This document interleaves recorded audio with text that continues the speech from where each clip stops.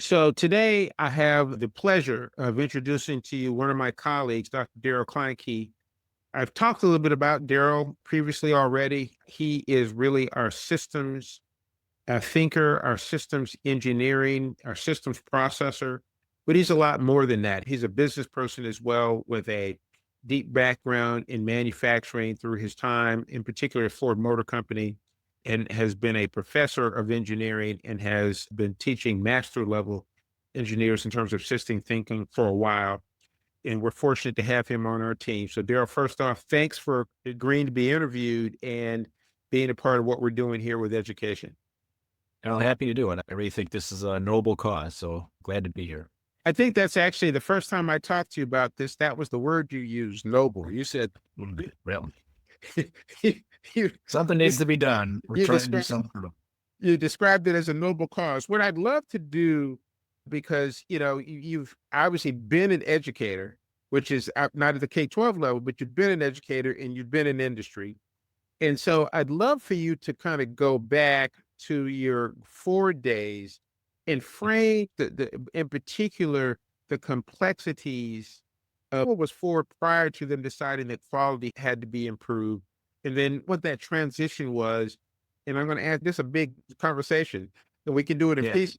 But and then where might it apply or be very relevant to education? So I started in the auto industry 1994. In those days, it's kind of the end of the big three. And I don't want to say the end of it, but the introduction of the imports and particularly Japanese vehicles were coming on strong. And to our dismay, we were getting beat in the quality realm. So Ford made a very concerted effort, an absolute focus on quality. Quality meaning, first of all, get it right the first time. Or if you find something going wrong, you immediately fix it and have that mindset of, I see the issue. In fact, I'm going to stop production, which was a super no-no before those days. Stop production, fix what's going wrong, and then start it up again. One of the phrases I liked in the manufacturing world was, don't make it, don't take it, don't pass it on. So don't make a quality problem. If you do know what's happening, stop it. Don't take it from the stage before you. If you see one coming in, stop it. And for certain, don't let a quality issue leave your station and go to the next. And that was on the assembly line, but that also became the mantra in product development as well, right? Don't let quality problems fester. And with that absolute intensity, Ford regained number one position in quality. And I look at the education field, and as you mentioned, Darzwan, I worked in the college level, so freshman through senior, but same kind of idea, right? Don't send a group of students or a single student through to the next level. But in academia, that happens all the time, right? We have a problem where maybe we're not training the student right, but we pass it on to the next level and they just matriculate through the system, which I think is a problem in the academic world, which is parallel to the quality issue we had back at Ford as well. So there's lots of parallels. I also think another parallel here is when you think about the assembly line, here in Detroit, it's like the goal is, produce as many vehicles as possible. And pre-quality days, it was pump those vehicles out. Even if you had a quality defect, we'd fix it later. Just keep that line rolling. Whatever it took, volume mattered, not quality. And again, that got us in trouble and led to quality issues. And I see the same thing in academia, right? Just move the kids along and have them come out the end of the assembly line. And you think of K-12 education, that really is operating like an assembly line, just moving the students through and out they go. So I see so many parallels here. And the thing that changed the auto industry, some folks who've been around as long as I have, but you remember a gentleman by the name of Deming, who was kind of pushed out of the U.S. auto industry, went to Japan and really emphasized quality measures there. And that's what really drove the Toyotas of the world to come up and improving quality. So these principles have been around, and in the U.S. auto industry, we just didn't listen to them till it was a desperate time.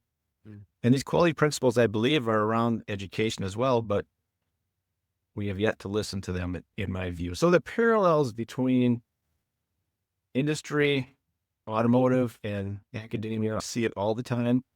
And I think there's a lot that could be learned in academia by looking at how the auto industry addressed their problems. So, And so one of the things that is a real aha moment for me and for Dorothea is the way that we go about approaching problems. mhm, And it's really human nature, I suspect, to think about things in a sequence, in a linear fashion. And we see in education, and maybe you can even offer some examples in manufacturing, where you zero in on something like we've got to improve low test scores. So yeah, the focal point is we're going to improve low test scores. But when you focus on that one area, there are so many other mm, problems that right. impact that one that you need to appreciate why you need to move them in unison versus sequentially. So help people to understand why linear doesn't work and why using a systematic approach to solving problems is going to be more effective. Yeah, and that's another thing that's come on strong in the auto industry is this idea of systems and systems of systems, if you will. And thinking about that, you hit the nail on the head there, Darrell. So if you're thinking about linear, you're going to fix one point, one issue. Meanwhile, there's a whole cloud of other things happening around it. You'll actually find we use the word robust, which means a system that just keeps producing the same results no matter what happens. You'll find that systems, and especially bad systems, are quite robust. You can try and fix something, you fix it, and guess what? After a little while, it's going to continue to operate in its poor fashion. So the goal is to, and this might sound a little crazy, it's like you try to fix everything at once, right? I can't just do a great job in one area and let everything else go crazy. So you try to do a little bit everywhere. And the thing that changes when you start approaching problems from a system perspective is you realize it's really the interface between subsystems is where you're going to find most of these occurring. You know, within the teacher group, you might have things going just fine. Within the building maintenance group, you might have things going just fine. But when teachers and the maintenance department have to cross paths, it's that interface. And if you start thinking about all the different organizations and sub-organizations, and then you start thinking about mapping those interfaces of one to another, it becomes a very complex spider web, if you will, of complex interconnections of systems.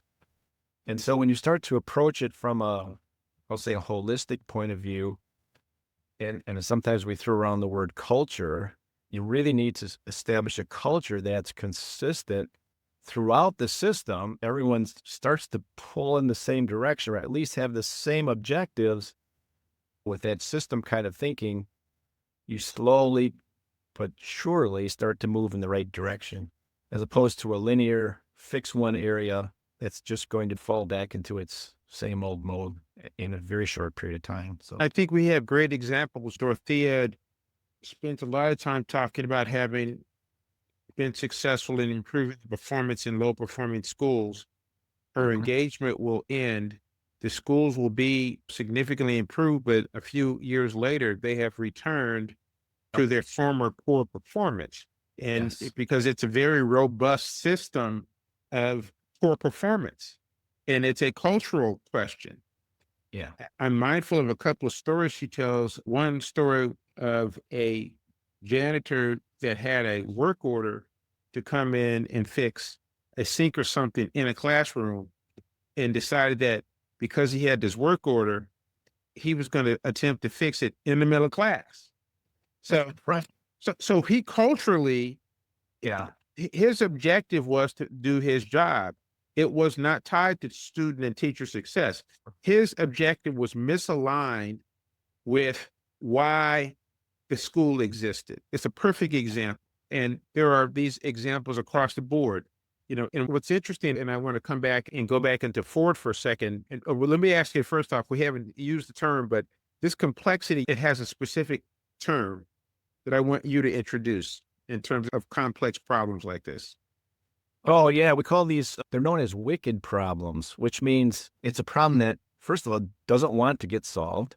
It may be impossible to solve. In fact, I don't even like to use the word solve because once you've got it something working, a wicked problem will return and unsolve itself, and things change all around it. So if you can embrace the fact that you're dealing with a wicked problem that doesn't want to be solved and will not stay solved, it means you've always got to be on your toes, right? Even when I got my system working, this would be a non-robust system. My system starts to work, but the wicked problem, something changes outside my system, something changes inside my system, and it wants to break again.